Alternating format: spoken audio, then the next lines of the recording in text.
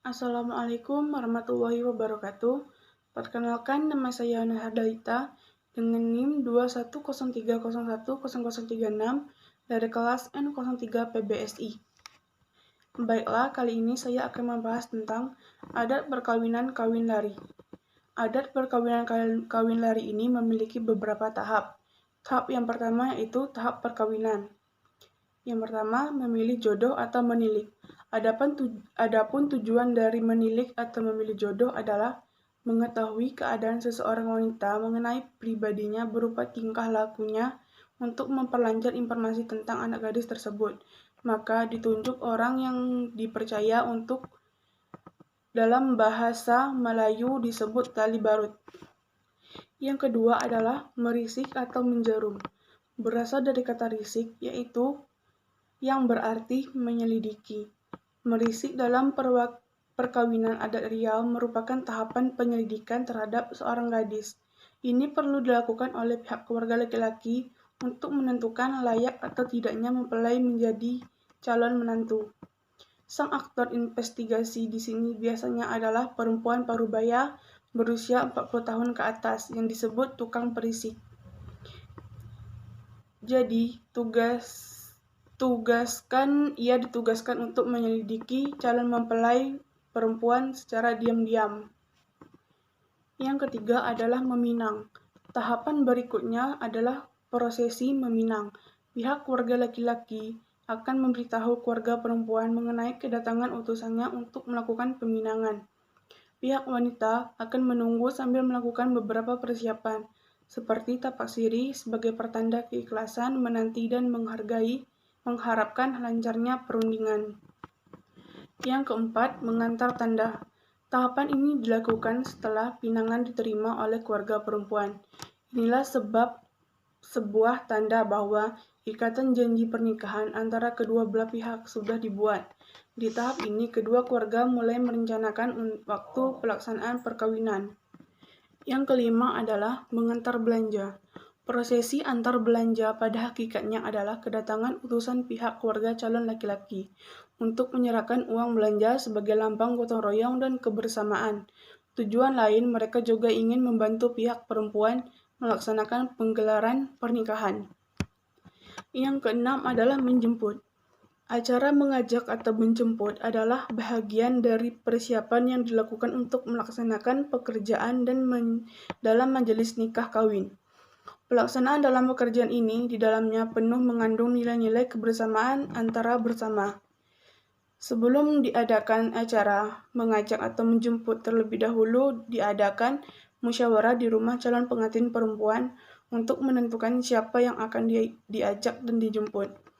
Pekerjaan menjemput ini hendaklah dilakukan secara seksama supaya orang-orang yang pantas diajak tidak tersalah.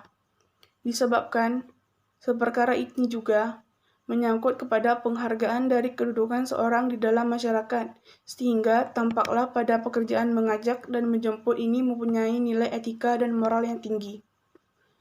Yang ketujuh, menggantung.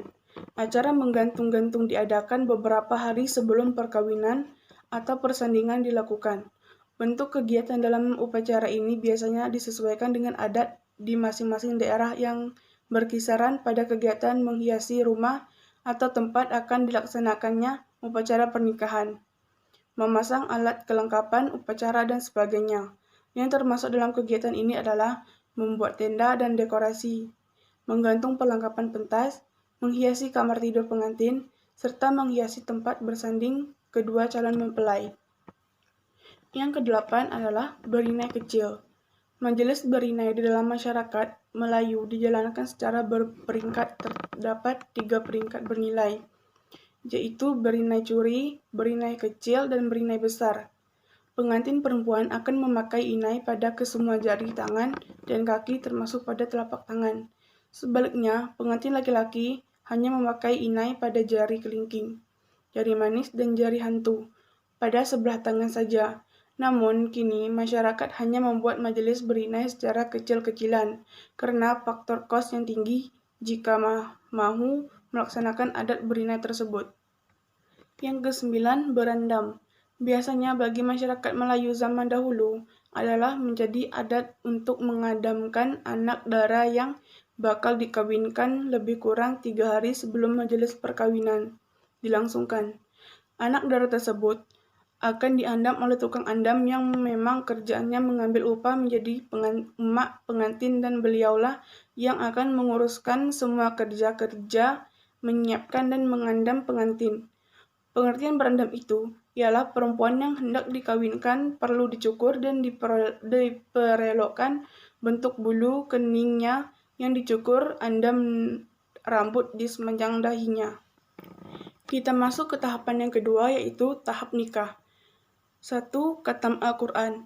Pernikahan Melayu memang saran akan nilai-nilai Islam. Tamu wanita dan pria berada di tempat terpisah dan sama-sama membaca Al-Quran yang dipimpin oleh guru mengaji calon wanita. Yang kedua, akad nikah. Akad nikah adalah salah satu rangkaian dari prosesi perkawinan yang paling utama, sebab dengan dilaksanakannya akad nikah, sepasang muda-mudi telah resmi menjadi suami istri.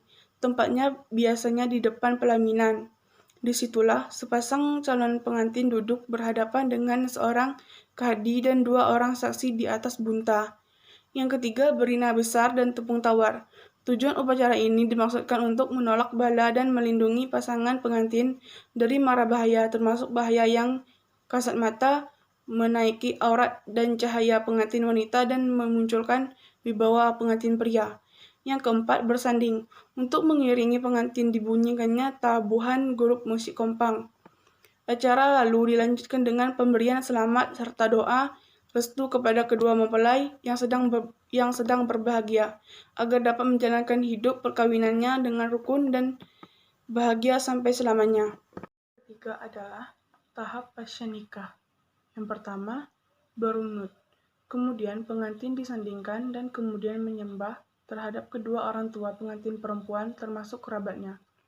Yang kedua, berambi.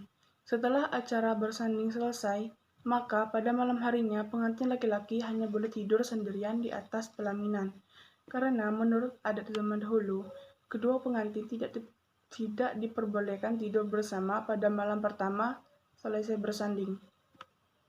Baiklah, hanya itu yang dapat saya sampaikan. Terlebih terkurang saya mohon maaf. Saya akhiri dengan wabillahi taufiq wal hidayah. Wassalamualaikum warahmatullahi wabarakatuh.